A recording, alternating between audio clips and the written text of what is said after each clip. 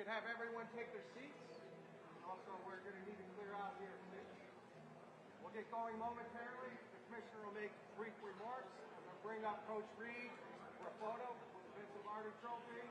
And then we'll bring up Patrick Mahomes, MVP, for a photo.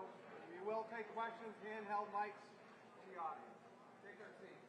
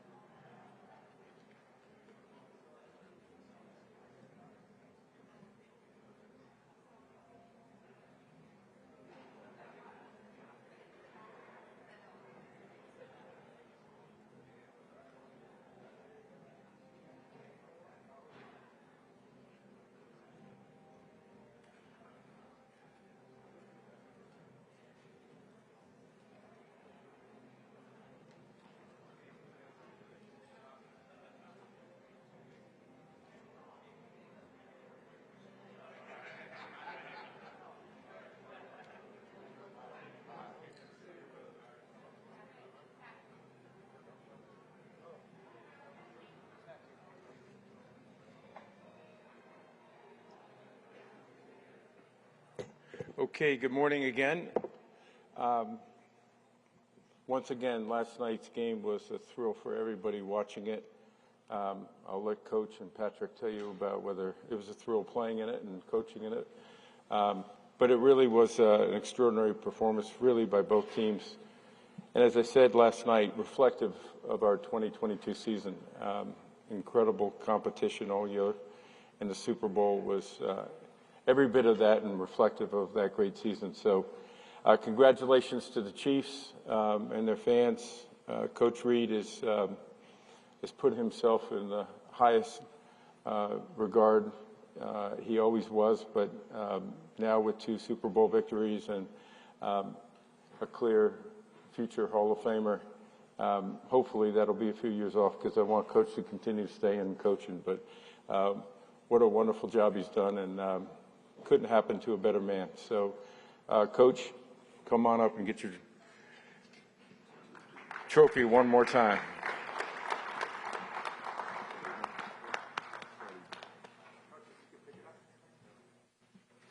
You can handle that. Yeah. Now this is the coach. Coach? He needs a ribbon. Well, listen, it never gets old standing right here. This is a great tribute to the National Football League, a great tribute to the Kansas City Chiefs. That game last night was a heck of a game. I know Philly's hanging their head a little bit, but nobody really lost. I mean, it was 2 great teams playing each other and 2 great cities. So I'm fond of my time there, and I'm fond of my time that I've had in Kansas City. The people have been phenomenal. The organization that Clark Hunt's put together has been tremendous. The coaching staff, the players, You know, we've got Pat Mahomes over here that's going to talk to you. Phenomenal leadership in the front office with Mark Donovan, Brett Veach. So it's a good, solid organization, and with good, solid people. And I appreciate that. Having been kind of the elder statesman, I appreciate all that they do to keep me young. Anyways, that's time. Yours. Are we opening this up to questions? Yes, we are. We'll Okay. begin here in the front with Adam Hunter, ESPN. Right on. Microphone.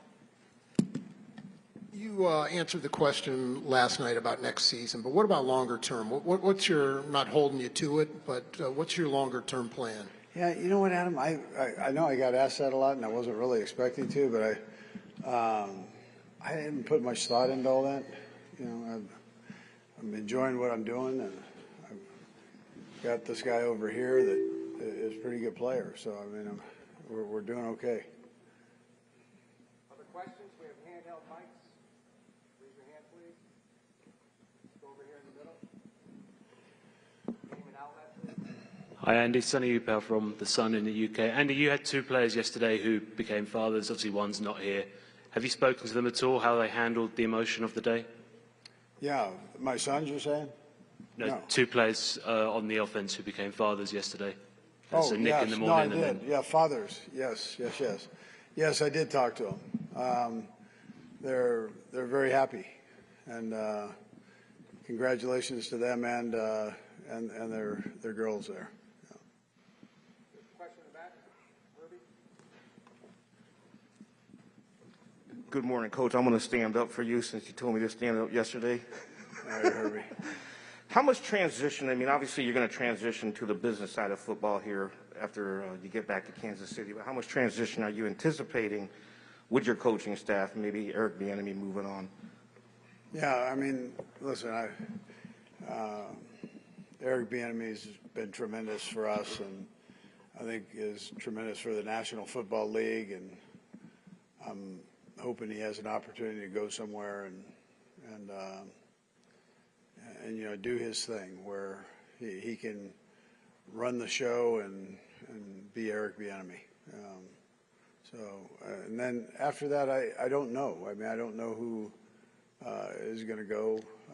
I always wish our guys the best of luck and opportunity. That's what all of them deserve. They work hard, and if they can get a promotion somewhere that I can't give them, more power to them. We'll go with a couple more. Mitchell Brock. Morning, Coach. Mitchell Brock, KCAA. First of all, congratulations on number 2. Thank you. Secondly, on the final drive last night, what went into the decision to play for the field goal as opposed to just punching it in? Yeah, so we term that church mode, and Patrick relays that. We relay it to Patrick. Patrick relays it to the huddle. You know, we knew they didn't have timeouts. We knew we could run the clock down to 8 seconds if we did it right, and still stay within that 5-6 yard area where your field goal percentages are 99%, and we've got a good field goal kicker. So, and then you don't really give them much of an opportunity to get the ball back. So we practice this. We practice it every Friday. You don't get to use it very often, but on the biggest stage, we were able to use that, yeah. Okay, we have one more question. We'll go back to Adam from ESPN. Andy, it seems like you enjoy the grind of your job, for better, for worse, more than you ever have. The X's and O's, the dealing with young men. Is that true? Do you feel that way, and why or why not? Yeah, well, I do enjoy that part of it. That's the fun part of it. I enjoy having the coaches that I have that I can interact with on both sides of the ball, and but I spend more time with the offensive guys, and to be able to come up and create things with them, and they're as much of the creating process as I am. So the Joe Blameyers, I mean, the names go on, Greg Lewis, David Girardi, Corey Matei. I mean, these guys love getting in and going. And Tom Melvin, who's been with me since he was a player at San Francisco State, I mean, always comes up with one or two things, a week. And so, and then the phenomenal job that Andy Heck does with the offensive line. And if I'm missing somebody, it's a great group of young guys, and they're smart, and I enjoy being around them. Okay, thank you, Coach. Thank you.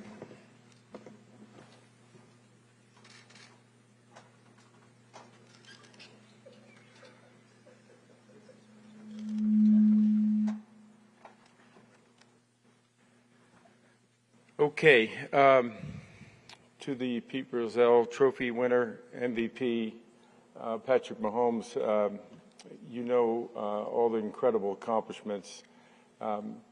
Beyond the accomplishments on the field, he's one of those great young men that you're so proud of. The things he does off the field even exceed the amazing things he does on the field. He's joined an incredibly elite group. He is among a very small group of quarterbacks or players that have won the Super Bowl MVP multiple times. I think he's now in a very elite group with respect to winning the Super Bowl MVP and the MVP of the NFL in the same season. I believe all of the other winners of those two in the same season are all Hall of Famers, which tells you a little bit of where Patrick Mahomes is going. And he's only 27 years old. So we are just extraordinarily proud of him, and he deserves his trophy and deserves a Super Bowl championship. So, Patrick, come on up.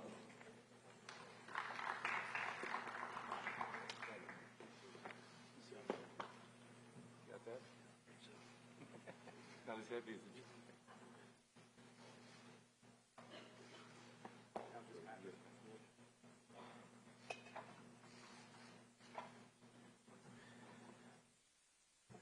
Yeah, I just want to first off take it in this whole year and everything that's came with it, man. I just wanted to thank my teammates.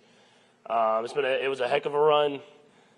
We started out in OTAs in Dallas, Texas, then went to Kansas City, to St. Joe's, and then we ended up back here in AZ, man, winning the Super Bowl. And so I just want to thank my teammates, all the hard work they put in. My coaches, Coach Reid, and all the coaches that helped me be who I am, the Chiefs organization, and my family for supporting me every day. It's been an amazing run these last 5-6 years, and let's keep it rolling. So with that, it's y'all. We have questions, handheld mics. Let's go front, Adam again. Hey, Patrick, take us through what your offseason might look like because of the ankle. Are you going to be able to do a Texas thing again, or OTAs? You feel like you'll be ready to go? Take us through the offseason in that regard. Yeah, I think I'll for sure be ready for OTAs and everything like that. Obviously, we'll have to continue the rehab, continue the treatment that we were doing, and just give it some rest. I mean, I think the best thing for it is going to be rest, and just try to make sure that when we get to OTAs, I'm ready to go. The only thing that might take a hit is my golf game, so I'll have to take a few weeks off of that. We have a question in the middle. Hey, Patrick, at what point did the ankle bother you the most? And was there a play that, afterwards you were saying, I don't know if I can go the next time? The only time that it had the real, I don't even know what to say, the real hurt of the ankle was when I got tackled, it kind of rolled to the outside a little bit. And once you have that high ankle sprain, when any little tweak like that happens, it just really magnifies it. So that was, coming into the game, I felt way better than I did in the Cincinnati game, and obviously that happened there, and luckily we were able to get in at halftime and get some new tape on there and some movement to try to get some mobility back. And then I think we talked about it with my offensive line. They protected me enough where I was able to sit in there and make the throws. So it was something that I was going to play through, but I'm glad I get a little bit of rest on it now. Sam Farmer. Patrick, Sam Farmer, LA Times. Can you walk us through the touchdowns to Kadarius Toney and Sky Moore, just that fake motion and what made that so effective? Yeah, I think Coach Reid and Coach Bieniemy and all the offensive coaches, they had a good feel for how they passed off their motions. They're really good at passing off motions going across the field, and so we knew that since they didn't have that guy staying in man coverage on the guy in motion, that we would have a chance of maybe getting a little outflank where we could get it to the guy in the end zone. And the first one, it was a great call. It wasn't even set up for that situation by Coach Reid and Coach Bieniemy, and calling it in that situation to get the touchdown. And the second one, we actually messed up the formation a little bit, but we were able to still utilize the play, just to how the play worked. And I think y'all saw me look to the right first, then look back to the left because Sky was probably supposed to be on the other side. But he was able to do the motion and get in the end zone. And so at the end of the day, his first touchdown is going to be in the Super Bowl. So, I mean, that's going to be a memory he can have. Mike Brodsky, Florida National News. Congratulations, Patrick. I know you have a lot of responsibilities in terms of appearances you're going to have to make, including a trip to Disneyland. What's the first thing you're going to do, though, once you get back home? Yeah, once I get back home, I'm supposed to spend that time with my family. I haven't got to even see my son yet because he was asleep by the time I got home yesterday. So spend that time with them and my daughter and enjoy it with them. And then it's going to be Parade Wednesday, and we'll enjoy it as a team, I'm sure. And I'm sure the Chiefs Kingdom will be out there. So I'm always excited to be there with them. It'll be a heck of a run, man. Draft's in Kansas City as well, and so we'll get to really enjoy this Super Bowl win. We'll go two more. Carlton? Yeah, so one of my favorite storylines through the whole Super Bowl here has been the two black quarterbacks and then two black fathers. So can you talk about the principles, the morals that your father instilled in you to help you get to this stage, and also what morals and principles you'd like to pass on to your kids? Yeah, I think the biggest thing my dad instilled in me was to follow your dream. He said, no matter how it looks, follow your dream and work your tail off and have no regrets on how you work to get to that dream. And then I think second would just be a great man. It was those two things that he always talked to me about was how can you follow your dream to achieve that dream, and how can you be a great man while you do it. And so that was something that was instilled in me at a young age by my dad, and it's something that I want to instill in my daughter and my son is how can y'all be great people that make this earth a better place whenever y'all leave it. Last question. Bring us home, Irving. Hey, Patrick, congratulations on the MVP award and also winning the Super Bowl. Last night you mentioned that you were aware of some of the critics during the offseason about the Chiefs team. How often do you keep receipts, of that kind of stuff, like a Michael Jordan, and how much of that stuff pushes you? Yeah, it's hard not to hear that stuff, especially in today's age and social media and everything like that. And so you hear how not good we're going to be, and all you can do is prove it on the football field. I'm not a guy that's going to respond and say stuff back to people or anything like that on social media. I'm just going to go out there and prove it on the football field. And once you do that, there's nothing they can really say. And so we had a new team, man. We had a lot of young players. Brett Veach did a great job of getting a lot of great players that contributed for us in this game, especially. And I said it before the year, and I'll always say, as long as Andy Reid's coaching us, we're always going to have a chance. So I'll keep the big guy around a couple more years at least, and we'll try to be back in this game as many times as possible. Thank you, Patrick. Thank you, everyone. Safe travels.